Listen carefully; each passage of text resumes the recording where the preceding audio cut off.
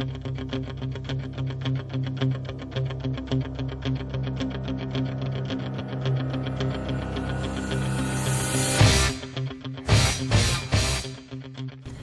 to Eye on the Tigers News. I'm Ashley Clement. Thanks for joining us to start off the week for the news we've been following for you. President Donald Trump's former campaign chairman, Paul Manafort, and a former business associate, Rick Gates, have been told to surrender to federal authorities Monday. Several sources are reporting the indictment deals with the money laundering and tax evasion related to Russia. The charges are the first in Special Counsel Robert Mueller's investigation into potential coordination between Russia and the Trump campaign. The New York Times on Monday first reported that Manafort and Gates were ordered to surrender, citing an anonymous person involved in the case. The White House refused to comment this morning.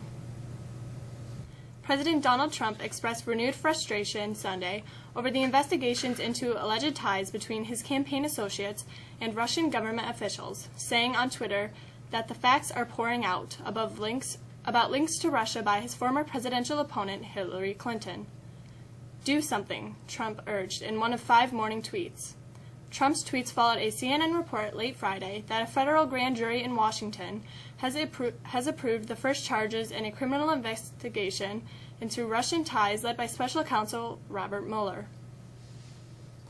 White supremacists, neo-Nazis, and fascists descend on 2 Middle Tennessee towns Saturday for the White Lives Matter rallies, striking fear into communities desperate to avoid the kind of violence that visited Charlottesville, Virginia, nearly 3 months ago.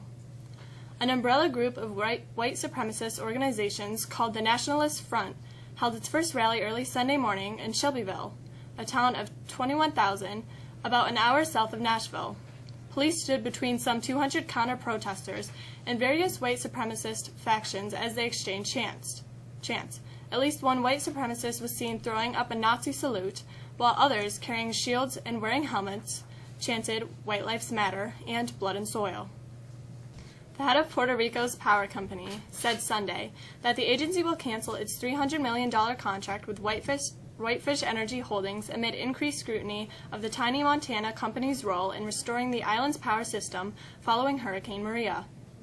The announcement by Ricardo Ramos came hours after Government Ricardo Rosello urged the utility to scrap the deal for Whitefish's help in rebuilding the electrical system.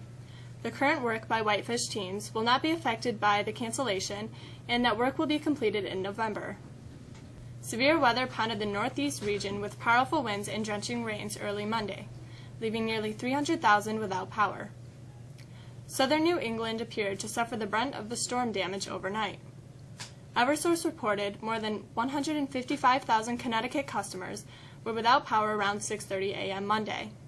National Grid also reported that more than 141,000 customers were without power in New York State, Rhode Island, and Massachusetts. We've had nearly 5 inches of rain over the last day and a half. When can we expect some relief? Here's Matt with the forecast.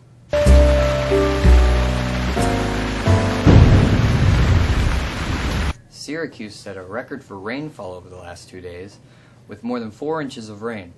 That rain has led to flood watches across the area. The other issue has been the high wind gusts were recorded over 50 miles per hour in some parts of the area. Power outages have been spotty in central New York, but in the eastern part of the state, thousands lost power. The rain and wind will stick around for the morning before the rain pulls out, but the high winds will remain. We should anticipate gusts of over 40 miles per hour into the evening. Showers should remain overnight as the temperatures drop into the upper 30s before we turn mostly cloudy and cool for Tuesday. Trick-or-treaters should dress warmly on Tuesday, with the temps dropping into the mid-30s Tuesday evening. A stray shower is possible. We quiet down on Wednesday, but stay seasonably cool. That's the forecast for today. I'm Matt. Have a good day. The Astros came and then had to come back before coming back again in an epic World Series game. Here's Jolie with sports.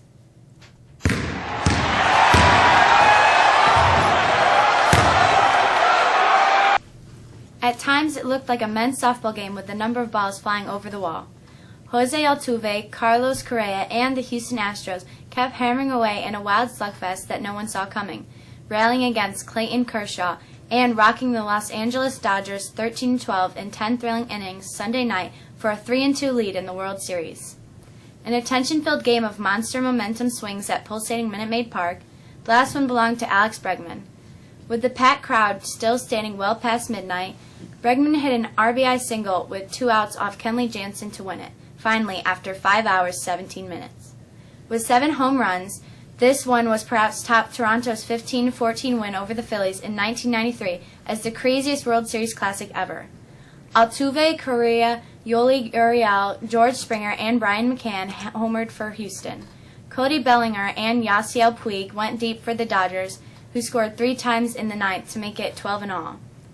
The series shifts back to Los Angeles for Game 6 on Tuesday night. The Buffalo Bills stayed undefeated at home yesterday after a convincing 34-14 win against the Oakland Raiders. With the win, the Bills improved 5-2 and enhanced their chances for a playoff run as the schedule flips into November. Quarterback Tyrod Taylor was an efficient 20 for 27 passing for 165 yards and a touchdown.